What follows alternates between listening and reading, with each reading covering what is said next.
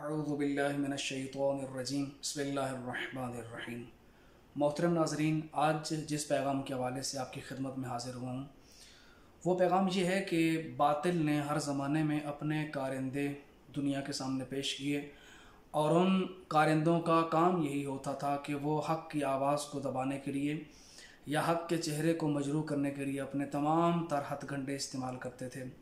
वो अपने तमाम तर हथियारों को बातिल का चेहरा मजरूह करने के लिए इस्तेमाल करते थे और इस्लाम के नाम पर, ईमान के नाम पर और हमदर्दी के नाम पर कि हम आपके बड़े हमदर्द हैं, हम आपके बड़े खैर ख़्वाह हैं, खैर ख़्वाही के नाम पर, हमदर्दी के नाम पर वो माशरे के अंदर फ़साद बपा करते हैं और माशरे के लोगों की जहनीत को ख़राब करते हैं और सिर्फ़ अपना कारोबार और बाज़ार चमकाने के लिए उनके लिए हलाल, हराम, सच और झूठ कोई वैल्यू नहीं रखता। उनके नज़दीक वैल्यू फ़कत यही है कि वो अपने मकासद को कैसे हासिल करें और लोगों को कैसे गुमराह करें और लोगों के दरमियान तफरीका कैसे फैलाएं। तो ये एक बुनियादी चीज़, उनका एक रुकन है उनकी ज़िंदगी के अंदर आपको नज़र आएगी। ऐसे हज़ारों अफराद हमारे माशरे में पाए जाते हैं कि जिनका वतीरा यही है कि वो जिसको खुद हक़ समझते हैं उसको लोगों तक पहुँचाने के लिए वो किसी भी हथियार को इस्तेमाल करते हैं, किसी भी चीज़ को इस्तेमाल करते हैं, सच हो या झूठ हो। हालांकि इस्लाम ये कहता है कि आप हमेशा सच का दामन थामे रखें और झूठ का साथ कभी भी ना दें।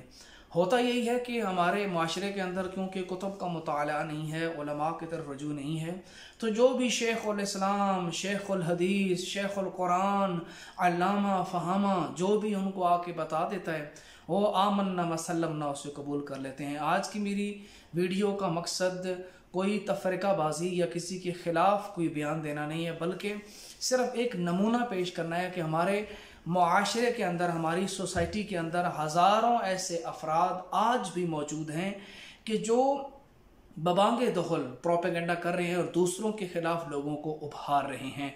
तो एक मिसाल आपके सामने पेश करता हूँ। मेरे तमाम अहले सुन्नत भाई, मेरे मोहतरम मुसलमान भाई जितने भी हैं वो इसको तवज्जो के साथ देखें, वीडियो को मुकम्मल देखिएगा।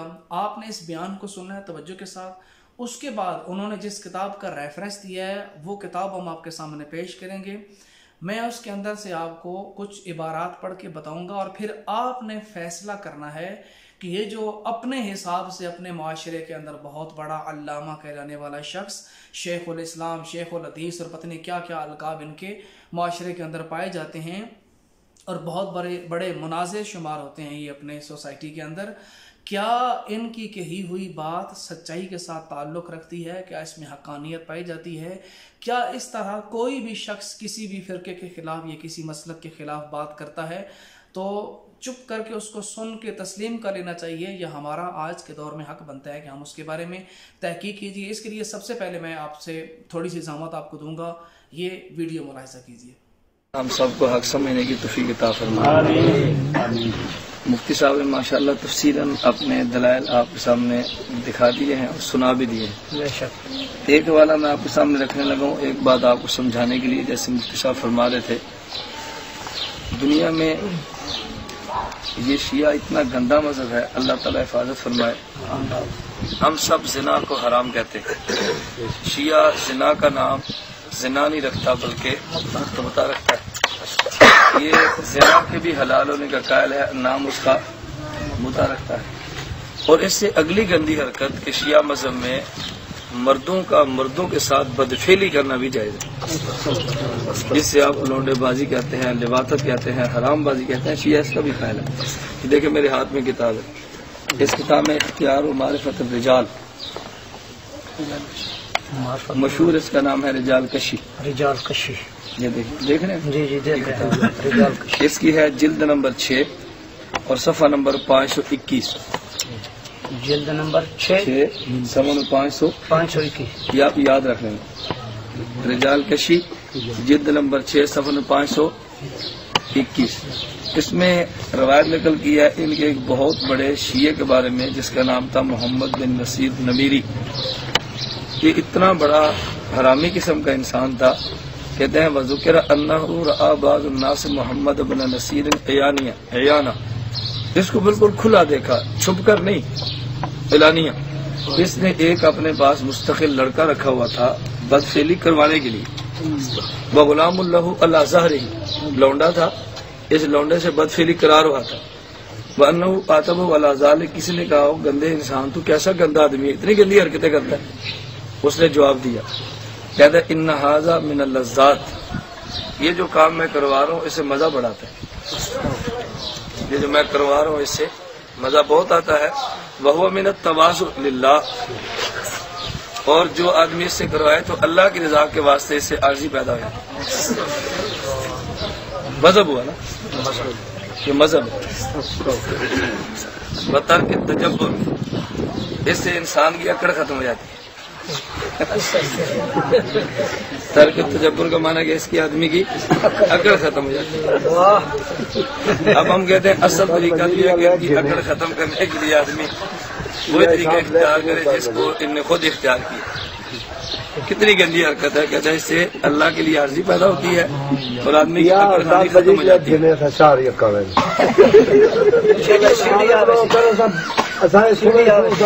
بغیر بات سمجھ گیا؟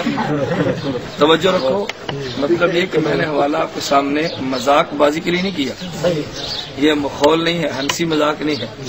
ایک اتنا گندا فرقہ کہ جو مردوں کے ساتھ بدفعلی کرنے کو جائز کہتا ہے اور دلیلیں دو دیتا ہے۔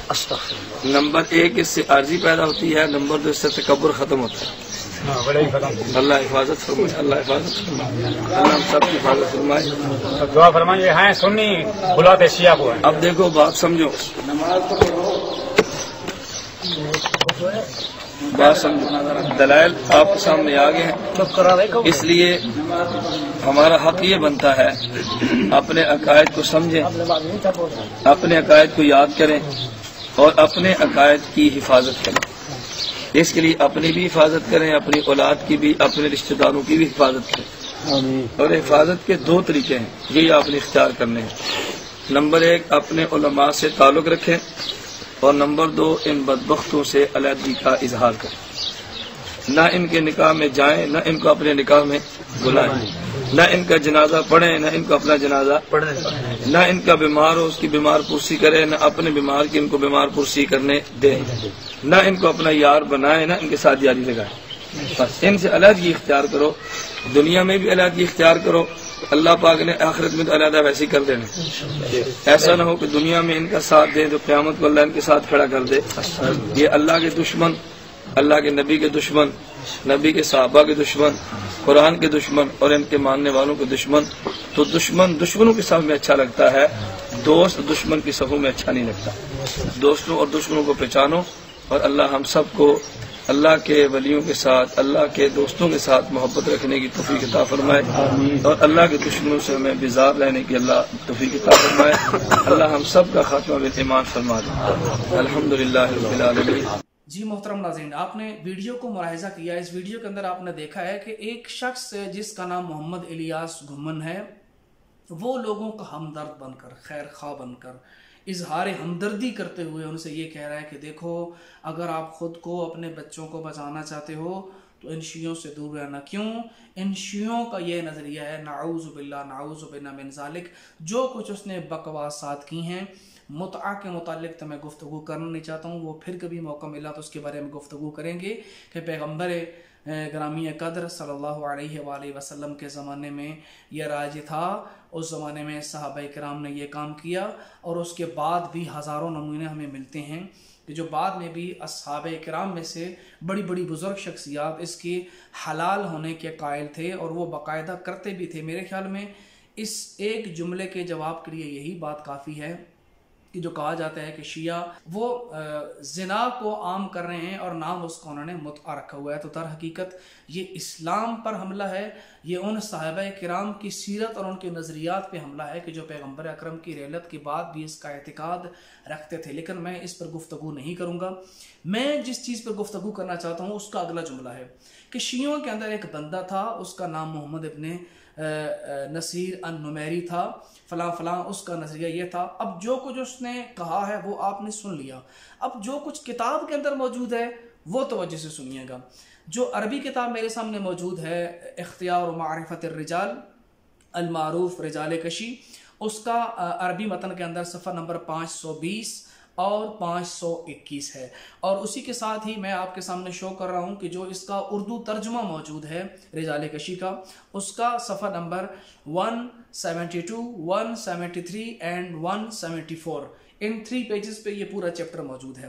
اب جس شخصیت کے بارے میں اس نے گفتگو کی ہے، جہاں سے انہوں نے متن پڑھا ہے، ذرا توجہ کیجئے گا، میں متن وہاں سے ہی پڑھتا ہوں، پھر اس متن کے سیاق و سباق سے دیکھتے ہیں کہ اس سے پہلے کیا بات لکھی تھی، اور مولانا صاحب وہ سارے کا سارا متن ہضم کر گئے اور اپنے باطل نظریات کی تشہیر کے لیے انہوں نے غلط راستہ اختیار کیا۔ اب جو متن انہوں نے پڑھا، پہلے وہ متن دیکھیے، اس کے بعد اسی کے تفصیل سے متن جو اس کا سابقہ تھا ہم اس کو دیکھیں گے۔ اس نے پڑھا، یہ جو ویڈیو کے اندر موجود ہے، وذاکر انه رأى بعض الناس محمد بن نصیر عیانا وغلام له على ظهره وانه عاتبه على ذلك فقال ان هذا من اللذات وهو من التواضع لله وترك التجبر۔ یہ انہوں نے پڑھا جس کا مفہوم انہوں نے جو بیان کیا۔ ہمارے پاس جو ترجمہ موجود ہے آپ کے سامنے شو ہو رہا ہے، اس کے اندر یہ لکھا ہے کہ بعض لوگوں نے محمد ابن نصیر کو کھلے عام دیکھا کہ ایک لڑکا اس کی پشت پر سوار تھا، تو اس نے اس کی سرزنش کی، دیکھنے والے نے سرزنش کی، تو اس کو پلٹ کے کیا جواب دیتا ہے؟ جی یہ بھی ایک قسم کی لذت ہے، اور یہ خدا کے سامنے تواضع اور انکساری ہے، اور اس کے بعد لوگ اس کے بارے میں کئی گروہوں میں تقسیم ہو گئے۔ یہ وہ عبارت تھی جو مولانا صاحب لوگوں کو سنا رہے تھے شیعوں سے دور کرنے کے لیے، شیعوں سے متنفر کرنے کے لیے۔ اب ذرا آئے نا، یہ عبارت شروع کہاں سے ہوتی ہے؟ یہ کس بدبخت انسان کا ذکر ہو رہا ہے، اور ہماری کتاب میں یہ کس عنوان سے موجود ہے؟ یعنی وہ کہہ رہے ہیں کہ شیعوں کا بندہ تھا اور یہ کر رہا ہے۔ اب شیعوں کا بندہ یہ کام کر رہا ہے، یہ ایک طرف بات، اصل میں یہ بندہ کون تھا، یہ باب کون سا ہے؟ کہتے ہیں جو باب قائم کیا گیا تھا کتاب کے اندر، اس باب کا نام ہے فی الحسن ابن محمد ابن بابن القمی والفہری و محمد ابن نصیر النمیری و فارس ابن حاتم القزوینی۔ یہ 3-4 افراد کا جہاں پر ذکر ہو رہا ہے، یہ وہ افراد ہیں جن پر امام عسکری علیہ السلام نے لعنت فرمائی ہے، یعنی وہ افراد جن پر امام نے لعنت فرمائی ہے۔ اور کس انداز سے یہ باب شروع ہوتا ہے، یہاں سنیے گا، لعن هؤلاء الثلاثة علی بن محمد العسکری۔ کہتے ہیں کہ علی ابن محمد العسکری نے ان تینوں کے اوپر لعنت کی ہے، یہ ملعون ہے بزبان امام۔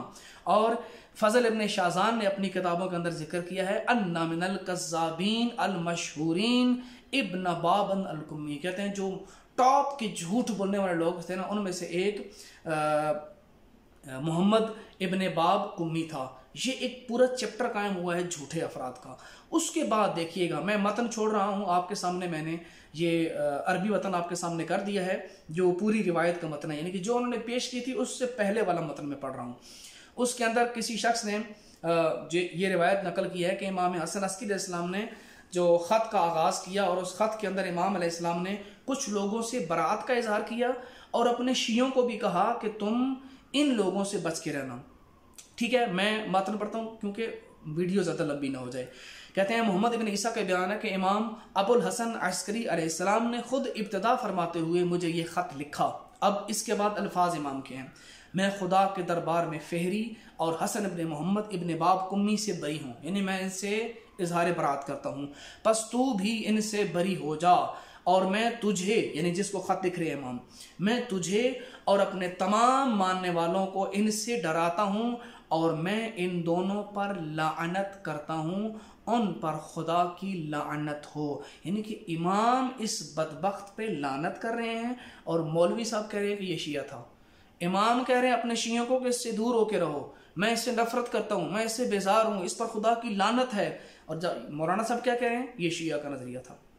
اس سے آگے بڑھیے، امام نے کہا کہ یہ ہمارے نام لے کر لوگوں سے پیسے بٹورتا ہے، اس نے مجھے اذیت دی ہے، خدا اس کو اذیت ہے۔ اور پھر آگے جا کر ایک جملہ ملتا ہے کہ اے محمد اگر تم کر سکے تو اس کا سر پتھر سے پھوڑ دے۔ یعنی کہ امام کو اتنی نفرت تھی اس بندے سے، امام کہہ رہے تھے اگر ہو سکے تو اس کا سر پتھر کے ذریعے کچل دے، یہ اس لائق ہے، اتنا بدبخت انسان ہے یہ، امام اتنی نفرت کرتے ہیں اس سے۔ اب ذرا آئیے اس سے اگلی روایت جو موصوف نے پڑھی ہے، बिल्कुल उस मतन का आखिरी हिस्सा पढ़ के शिया के सर थोप दिया। मतन शुरू कैसे होता है, तवज्जो कीजिएगा। काला अबू अम्र, साहिब किताब यानी कि अबू अम्र अल-कशी, वो कहते हैं वकालत फ़िरक़तुन बिनुबुव्वत मोहम्मद इब्न नुसैर अन-नुमैरी, कि एक फ़िरका ऐसा भी था जो मोहम्मद इब्न नुसैर अन-नुमैरी की नबूवत का कायल था। क्या कोई शिया किसी ऐसे शख्स को नबी मानने के लिए तैयार है? हमारा नज़रिया तो यह है कि अल्लाह ने 1,24,000 अम्बिया को भेजा और उनमें से सबसे आखिरी नबी हज़रत मोहम्मद सल्लल्लाहु अलैहि वसल्लम हैं, जो आखिरी दीन लेकर आए, जो आखिरी किताब लेकर आए। क़यामत तक यही किताब रहेगी, यही दीन रहेगा। और इस बदबख्त पर इमाम ने लानत की है। इसने दावा नबूवत भी किया था और इसने ये भी कहा था कि मुझे अली इब्न मोहम्मद अस्करी ने तुम्हारी तरफ मबऊस किया है। वो अपने आप को ये समझता था, वो तनासुख का अकीदा रखता था, वो जनाब अबिल हसन अस्करी इस्लाम के बारे में गुलूफ का नज़रिया रखता था, उनको रब मानता था। व यकूलो बे इबाहतिल महारिम, इसका नज़रिया यह था कि माँ बहन बेटी जैसे महरम रिश्तों के साथ भी निकाह हो सकता है। ये किसका नज़रिया था? ये उस शख्स का नज़रिया था जिस पर इमाम ने लानत की है।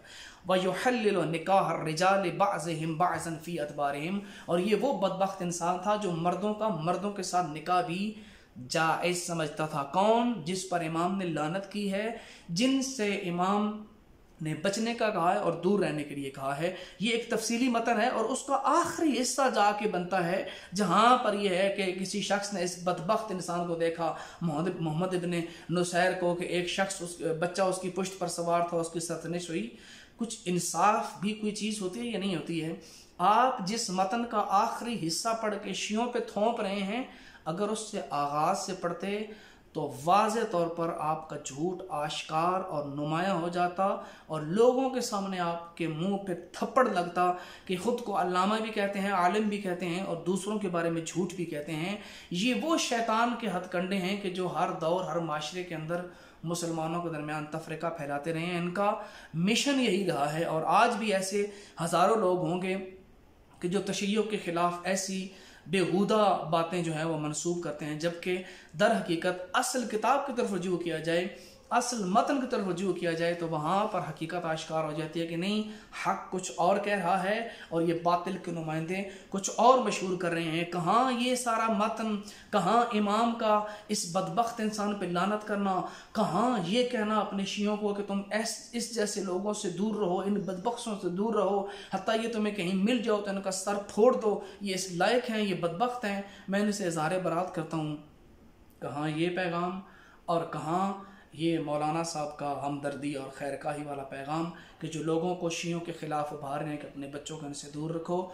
इस तरह की हज़ारों वीडियोस यूट्यूब के ऊपर मौजूद हैं जिनको देख के आए रोज़ लोग शिया से नफ़रत कर रहे हैं, तशय्युअ से दूर हो रहे हैं। मैं उन तमाम अपने भाइयों को जो तशय्युअ के ख़िलाफ़ ज़हर उगर रहे हैं या अपने अहले सुन्नत भाइयों को मैं ये पैगाम देना चाहता हूँ कि खुदारा कोई भी चीज़ आपके सामने बयान होती है हमारे मकतब के बारे में, तो सबसे पहले जिस किताब का रेफरेंस दिया जा रहा है उस किताब को खोल के देखें, उसके अंदर से पढ़ें। आप खुद नहीं पढ़ सकते, किसी अहले इल्म को कहेंगे उस किताब से पढ़ के मुझे बताए, या उस मकतब के जो तर्जुमान हैं, जो मोतबर उलमा हैं, उनसे पूछिए, ताकि इस किस्म के बातिल हथकंडे इस्तेमाल करने वाले जितने भी फितना गर लोग हैं, इनकी तमाम तर साजिशें नाकाम हो सकें। इसी के साथ मैं दुआ मांगता हूँ खुदावंद मुताल हम तमाम अहले इस्लाम को आपस में प्यार मोहब्बत इत्तेफाक से रहने की तौफीक अता फरमाए और हमें एक दूसरे के ख़िलाफ़ गलत बयानी करने और नफ़रत फैलाने से हमें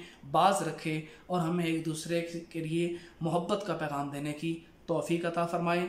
वस्सलामु अलैकुम वरहमतुल्लाहि वबरकातुहू।